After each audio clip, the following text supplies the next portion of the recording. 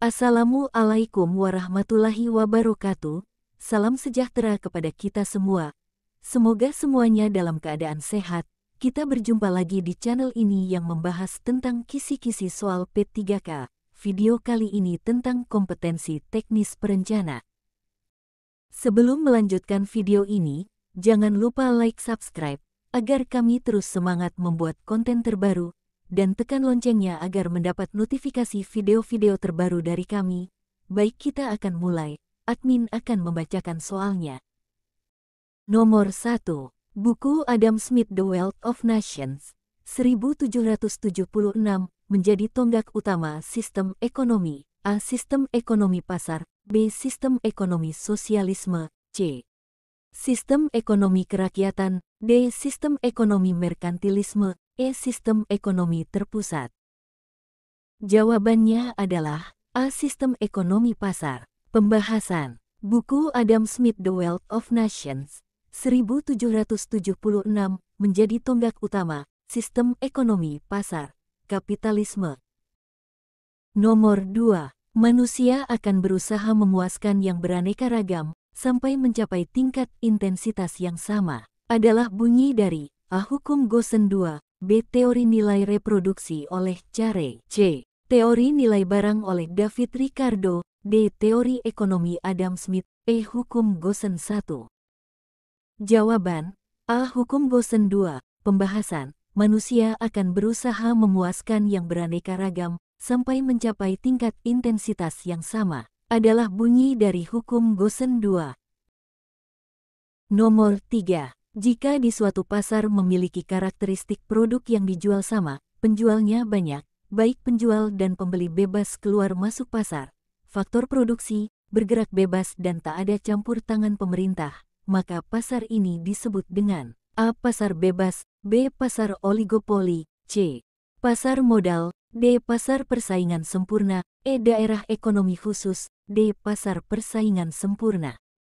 Jawabannya D. Pasar persaingan sempurna. Pembahasan. Jika di suatu pasar memiliki karakteristik produk yang dijual sama, penjualnya banyak, baik penjual dan pembeli bebas keluar masuk pasar, faktor produksi bergerak bebas dan tak ada campur tangan pemerintah, maka pasar ini disebut dengan pasar persaingan sempurna.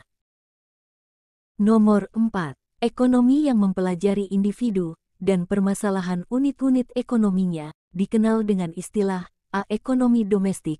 B. Ekonomi mikro. C. Ekonomi pasar. D. Ekonomi UMKM. E. Ekonomi makro.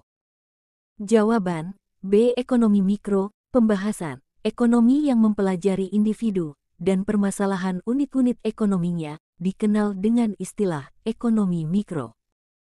Nomor 5. Permintaan terhadap suatu barang dipengaruhi oleh hal-hal berikut, kecuali A. Daya beli dan selera masyarakat. B. Sistem distribusi. C. Adanya barang substitusi. D. Populasi penduduk. E. Harga barang dan perubahan harga barang.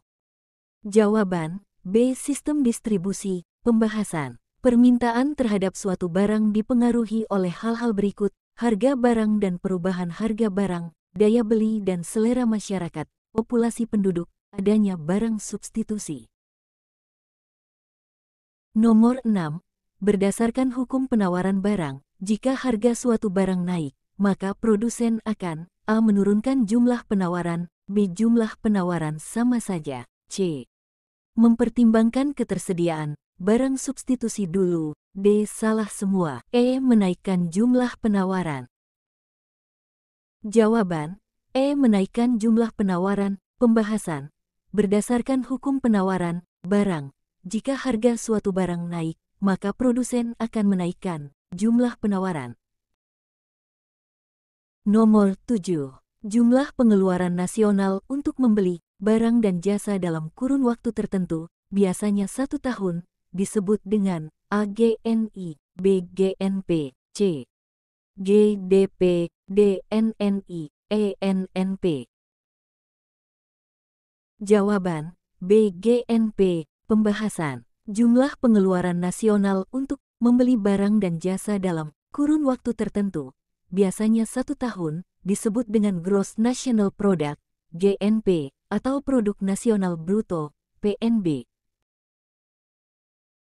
Nomor 8. Koefisien Gini ratio, sering digunakan untuk mengetahui A. Tingkat kemampuan beli penduduk, B. Tingkat ketimpangan distribusi barang dan jasa, C. Tingkat daya beli masyarakat terhadap bahan pokok, D. Tingkat ketimpangan distribusi pendapatan, E. Tingkat kemampuan berproduksi masyarakat pedesaan.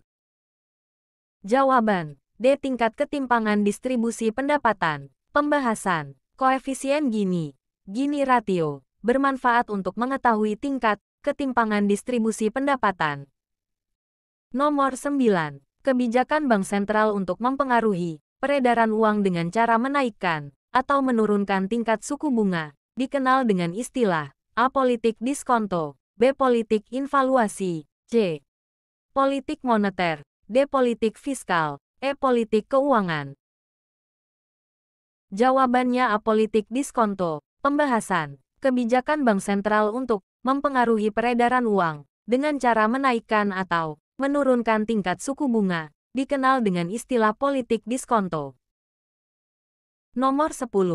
Berikut ini yang bukan merupakan belanja pemerintah pusat adalah A. Belanja pegawai, B. Dana alokasi umum, C. Belanja barang dan modal, D. Subsidi, E. Pembayaran bunga hutang. Jawaban B. Dana alokasi umum. Yang bukan merupakan belanja pemerintah pusat adalah dana alokasi umum.